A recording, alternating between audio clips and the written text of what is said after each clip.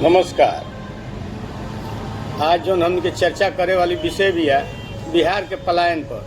कल एगो वीडियो देखत रहनी हम, तो ओकरा में सुने के मिलल कि अगर बिहार के लोग बाहर मजदूरी ना करे जाइ हम तो अन्य राज्य में विकास रुक जाई।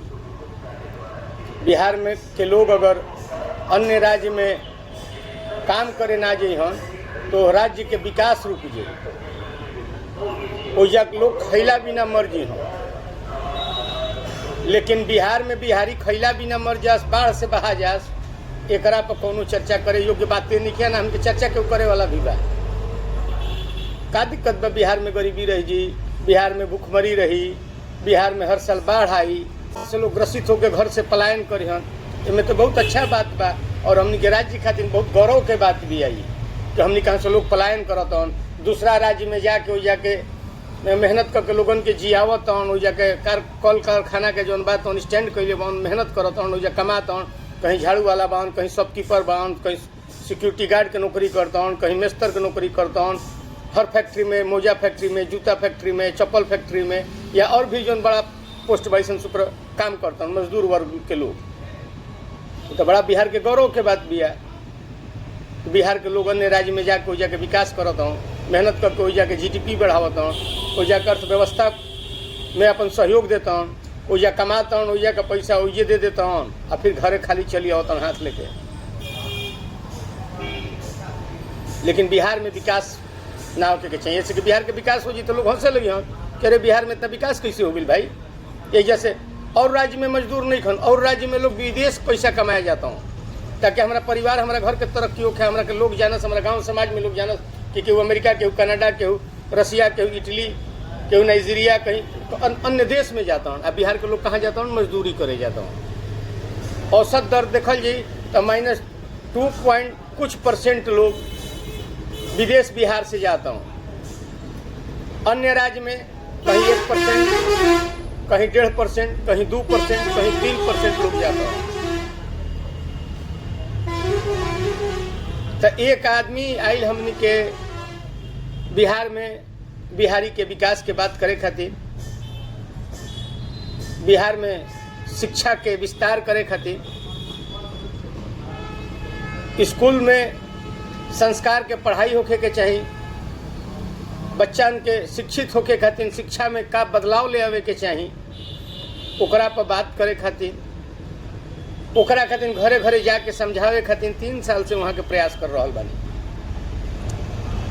हार जीत तो चुनाव बा, जनता के ऊपर निर्भर करता है, लेकिन कम से कम इतना तो सबका ही समझ में आवत हुई कि केहू पहला बेर 40 साल 45 साल के राजनीति में प्रथम बार केहू अगर बाटे यह तरीका के बात करता कि बिहार के अगर मजदूर भी बढ़न, जो पढ़ल लिखल निकल जे योग्य बढ़न कि जे मजदूरी करू बिहारे में करो ताकि एजा के पैसा एजे रहो। अन्य राज्य की तरह हमके बिहार राज्य के भी विकास होके, हमने कहा फॉरनर आवस, एजा घूमस, देखे लायक ओकर निर्माण कल जाओ। जहाँ धर्म से बाटे ओजा धर्म के विकास होके, जहाँ पर्यटक स्थल बनावे के बाद जब पर्यटक स्थल बनावल जाओ कि बाहर से लोग आवस। कुछ बाटे कुछ रुकल बा आ कुछ तैसन बा जौना के कि लोग जनते नहीं खन, तो ओकरो विकास के बारे में केहू बात करता, लोगन से कह रहल बनी वहाँ के। तो बिहार में शिक्षा, चिकित्सा, बेरोजगारी और चर्चा होखे लागल और अन्य पार्टी के लोग भी चर्चा करे लगल। ई तरह वो सबब समझत हो खब जा, जानत हो खब जा या देखत हो खब जा कि प्रथम बार बा कि सब शिक्षा पर बात करे लागल। काहे बिहारी बाहर जहन एकरा पर केहू बात करे लागल, एकरा पहले कोई ना बात करत रहल। तो जे रुआ के इतना जागरूक बना दिहल कि रुआ ए विषय पर बात करे लगनी जनता से, तो सोचिए अगर वो बिहार में ओकर सरकार हो जाई तो बिहार के कितना विकास हुई। बाढ़ ग्रसित एरिया में डैम कैसे बनावे के बाद, आज तक से बिहार से पलायन बरसात में कैसे रुकी, किसान के पानी खेती खातिर इकट्ठा कैसे करे के पड़ी। तो हर चीज सिस्टम से होके के बाद और पहले से अगर का कहियो के अगर सोच विचार के अगर वो चीज़ के ना तैयारी कल जी तो एकाएक तो कोनो चीज हो नहीं के सकत। तब उस समय बिहार में बदलाव ले आवे वाला समय बहुत नज़दीक आ रहा बा। अब बहुत जल्द जौन बा तो उनकी चुनावी रण के शंखनाद हुई और एक जीत, जय या विजय, हार या जीत जनता के हाथ में भी है। तो ये सोचब जाए कि शिक्षा के स्तर कैसे बढ़ी,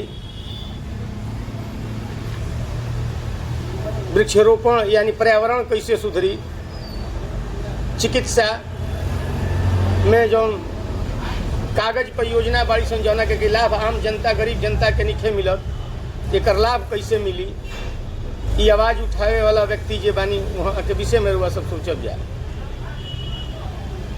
परिवर्तन जरूर एक बार होके के चाहिए, बाकी आई तनी समय कम बा ले आशा। अच्छा, सब चीज़ कुछ चीज़ सुनलो से होला, पुरानिया ना कले रहन कि लड़का के पढ़ावा ना तो शहर देखाव। तो वही तरह आज तो सोशल साइट के ज़माना बा, तो सोशल मोबाइल भी सबका भी बा, तो कम से कम कुछ देखब जा सुनब जा तो ओहू से अपना अगल बगल बदलाव हो सकेला। लोगों से अपन बात कहे के बा। 40 बरिस में एक बार 5 बरिस जन स्वराज के भी दिहल जाओ, आ छोटा छोटा सहयोग से बड़ा परिवर्तन हो सकेला।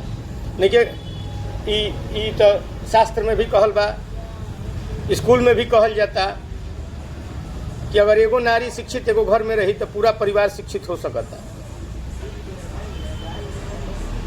बाकी कई कारण से भी घर में समस्या होला। यही तरह बिहार हमनी के ह, एजा के हमनी के घर बा, हमनी के जनता बनी जा। आ बिहार के विकास कैसे होई, बिहार में बदलाव कैसे आई, एक निर्णय हमनिए के लेवे के बा, हमनिए के करे के बा।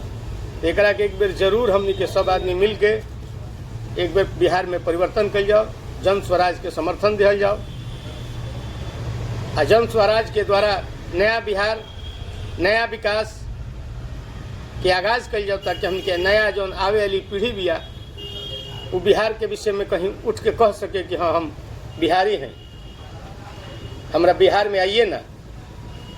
तो सब आदमी मिल के एगो प्रयास कल जाओ कि एगो नया बिहार के निर्माण होके, जहाँ हमने के नया आवे वाली पीढ़ी एगो वो बिहार के देखे जौन अशोक सम्राट के समय में, स्वामी विवेकानंद के समय में बिहार रहे। समृद्ध बिहार, सुखी बिहार, समर्थवान बिहार। लोग एजा आके रोजगार करस, बाहर से लोग आवस, बाहर के कंपनी आवस। कि कब हुई, जब बदलाव हुई बिहार में, परिवर्तन हुई बिहार में। आ जब बाहर से कंपनी अइह सन, बाहर से इंडस्ट्री आके एजा लगी सन, बाहर के व्यवसायी आके एजा अपना कंपनी के लगे हैं, छोटा बड़ा कंपनी लगे हैं, तब बिहारी के रोजगार मिली, तब बिहारी एजा कमैहन, एजा टैक्स दिहन, एजा के पैसा रहो अपना बिहार में रही, तब एजा के GDP में विकास हुई, तब एजा के हर तरह से स्तर सुधरी। ते बिहार के समृद्ध बिहार बनावे खातिर, खुशहाल बिहार बनावे खातिर, विकसित बिहार बनावे खातिर का निखे अपना बिहार में कहीं कुछ खोजे निखे जाए के, बस नहीं खे तो कर संचालक बढ़िया नहीं खे। अगर स्कूल में संचालक बढ़िया ना रही तो बच्चा पढ़िया सन। घर में अगर मुखिया, घर के परिवार के जो बड़ जेठ बा वो बढ़िया से शिक्षा ना दी तो लइकन के शिक्षित हो सन।